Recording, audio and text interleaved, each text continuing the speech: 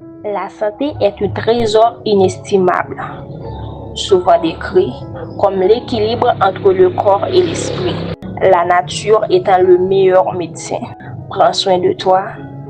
Sommeil, rire et alimentation est essentiel car la santé est le socle de la liberté et de la joie de vivre. On dit souvent que le temps est un sablier, insaisissable et intangible. Trop tard, trop long ou pas assez à l'hôpital, le temps paraît interminable. Des heures deviennent des jours et des jours deviennent des années.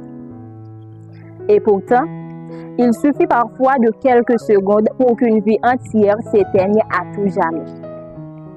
Parce que l'on dit bien souvent que la santé, c'est tout. C'est justement là qu'on veut arriver pour vous présenter un sujet très spécial sur la santé publique, celui du sida. À travers cette présentation, nous allons brièvement aborder ses symptômes, ses causes, ainsi que l'importance de ses préventions.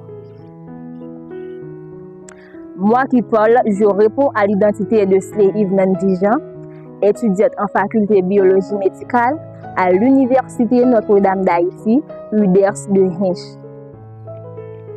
Je suis accompagnée de Dave, Charles, Judelson, Baptiste, Richard, Jean-Louis, Isabelle, Charles, Ketia, Petit Homme, Gaël, Israël, Mardiana, Tibé. Le VIH, virus responsable du sida, a été découvert le 20 mai 1983 et apparu au début du XXe siècle en Afrique. Alors que, dans toutes ces commémorations, on parle de ses premiers cas en 1981. Le syndrome d'immunodéficience acquise est le stade avancé de l'infection par le VIH. Il survient lorsque le virus a gravement affaibli le système immunitaire, rendant l'organisme vulnérable à de nombreuses infections et cancers dites opportunistes. Mais grâce au traitement antirétroviral, il est possible de vivre avec le VIH sans danger. Merci à Sley Yvnan Dijan de me céder la place. Chers internautes, je réponds au nom de Dave Charles. Je vais faire pour vous la différence entre le VIH et le sida. Mais juste avant de commencer, existe-t-il vraiment une différence entre le VIH et le sida? C'est ce que nous allons voir. Le VIH, ou encore le virus de l'immunodéficience humaine, est le virus qui infecte et affaiblit le système immunitaire. Tandis que le sida, ou encore le syndrome d'immunodéficience acquise, est le stade avancé de l'infection, survenant lorsque le système immunitaire est gravement endommagé, permettant l'apparition de maladies opportunistes. Une personne peut vivre avec le VIH sans jamais développer le sida, grâce au traitement antirétroviraux. Quelles sont les notions clés entre le VIH et le sida? Le VIH est le virus, c'est l'agent infectieux. Une personne porteuse est dite séropositive. Elle peut être en bonne santé et ne présente souvent pas de symptômes pendant des années. Et le sida, c'est le stade final. Le corps ne peut plus se défendre, laissant place à des maladies graves comme le pneumonie, tuberculose et certains cancers. En résumé, le VIH est le virus et le sida est la maladie potentielle qui en résulte sans traitement. Le préservatif est petit, mais il protège de grandes vies. Le sida causé par le virus VIH reste un problème majeur de santé dans le monde. Mais aujourd'hui, il est possible de se protéger et de protéger les autres grâce à des méthodes simples et efficaces. Prévention contre le sida. 1. Utiliser le préservatif. Le préservatif masculin et ou féminin est le moyen le plus efficace pour éviter la transmission sexuelle du sida. Il doit être utilisé à chaque rapport sexuel. 2. Faire le dépistage. Connaître son statut VIH permet de se protéger et de protéger son partenaire. Une personne dépistée et traitée peut devenir indétectable et aussi intransmissible. 3. La fidélité mutuelle. Avoir un seul partenaire et séronégatif réduit fortement les risques d'attraper le sida. 4.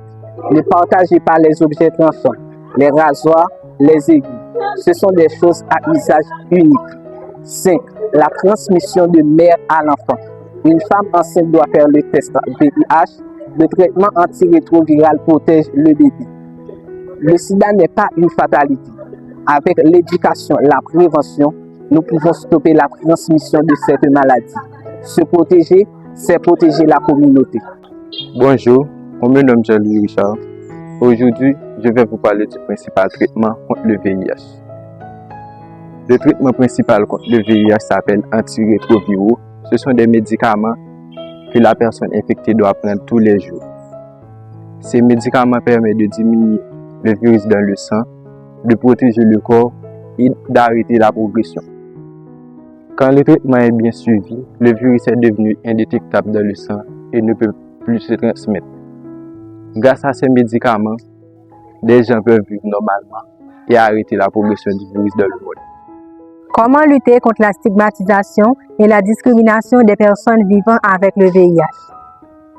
Pour lutter contre la stigmatisation et la discrimination des personnes liées au VIH, il est nécessaire d'intervenir sur des aspects différents. Mais je vais me focaliser sur 5 aspects principaux. 1. Informer et sensibiliser la population, expliquer clairement ce qu'est le VIH et comment il se transmet. 2.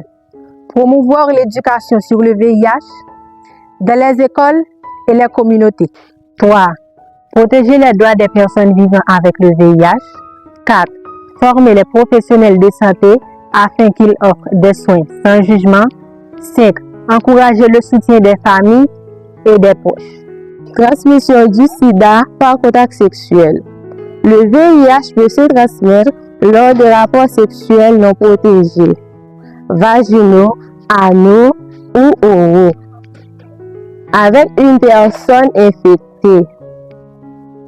Les liquides corporels comme le sperme, les sécrétions vaginaux ou le sang peuvent contenir le virus. Contaminé par le sang, le partage de seringues aiguës ou autres instruments contenant du sang est un risque aujourd'hui rare car le sang est systématiquement testé. De la mère à l'enfant, une mère infectée peut transmettre le VIH à son bébé pendant la grossesse, pendant l'accouchement, lors de l'allaitement. Principaux symptômes par phase.